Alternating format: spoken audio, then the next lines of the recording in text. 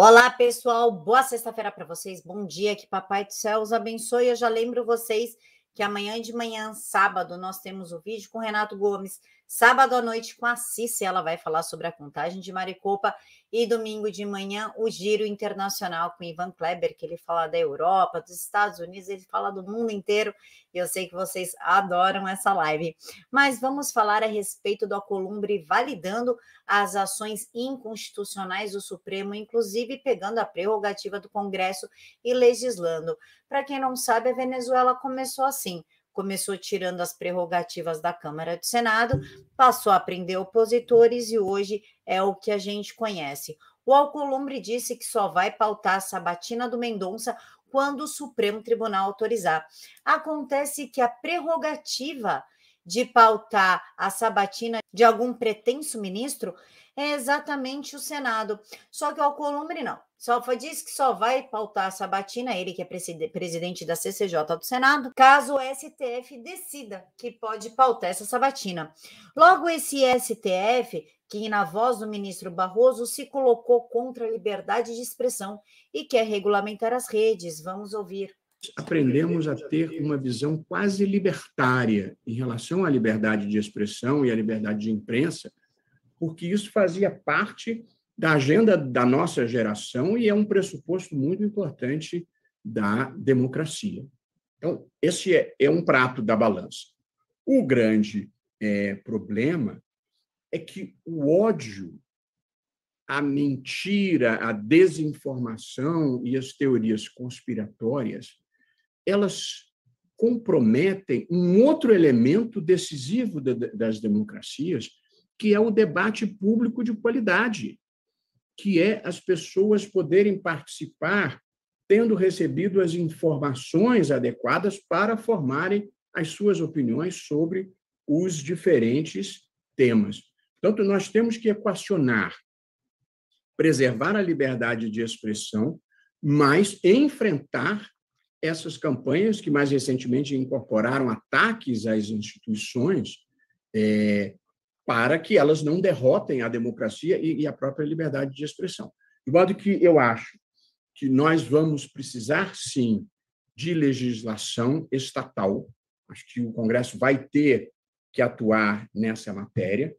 Acho que nós precisamos de autorregulação e uma atuação proativa das redes sociais, das plataformas tecnológicas, tanto controle de comportamentos, um controle de conteúdo com critérios transparentes, e as plataformas elas acabam ganhando mais, porque, infelizmente, esse é o estágio da condição humana, o ódio, a mentira, a truculência, as teorias conspiratórias trazem mais engajamento do que o discurso racional, do que o discurso lógico de coisas plausíveis.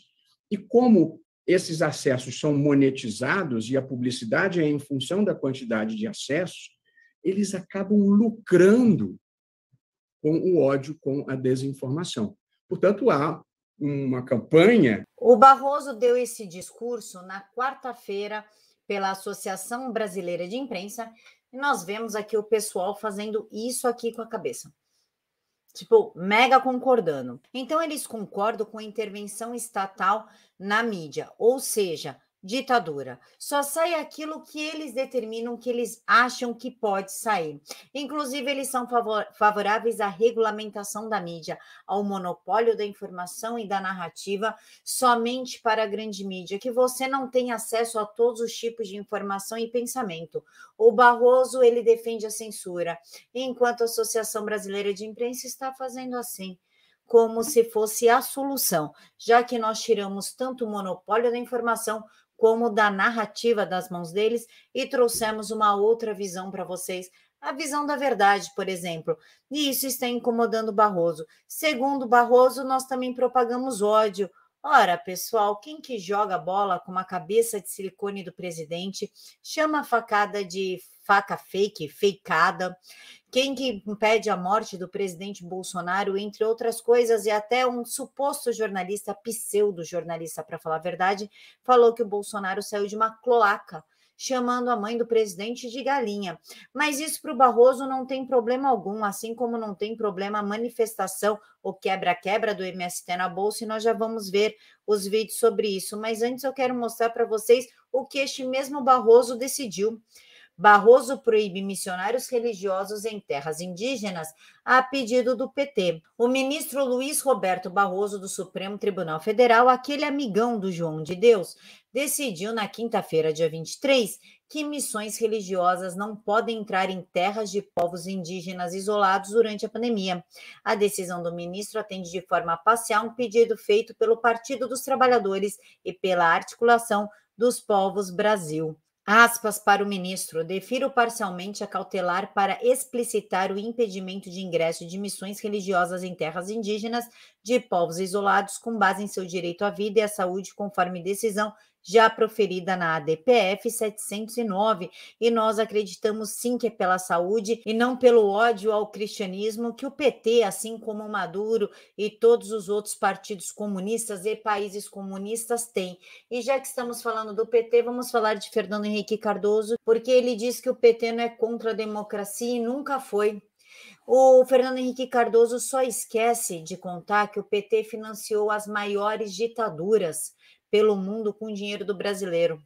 Ele também esqueceu de falar que o Lula, não tem acho que 3 semanas, disse que o sistema da China é o melhor sistema, ou seja, o comunismo, o controle, e que o PT já disse que vai controlar as mídias. E a proposta do Lula de controle da mídia, de regulamentação da mídia, é tão pesado que a própria mídia já está reclamando. Mas isso para o Fernando Henrique não interessa. O que interessa é mentir para você, para ele conseguir tirar o Jair Bolsonaro, porque com certeza ele também perdeu dinheiro, já que ele tem um Instituto Fernando Henrique Cardoso que recebia dinheiro público. E já que estamos falando em canalhas e gente que não presta, vamos falar em MST. O que eles fizeram? Eles promoveram uma invasão na Bolsa de Valores, invadiram a Bolsa de Valores, fizeram cena contra a inflação e a fome. Logo, eles que defenderam fique em casa e a economia a gente vê depois.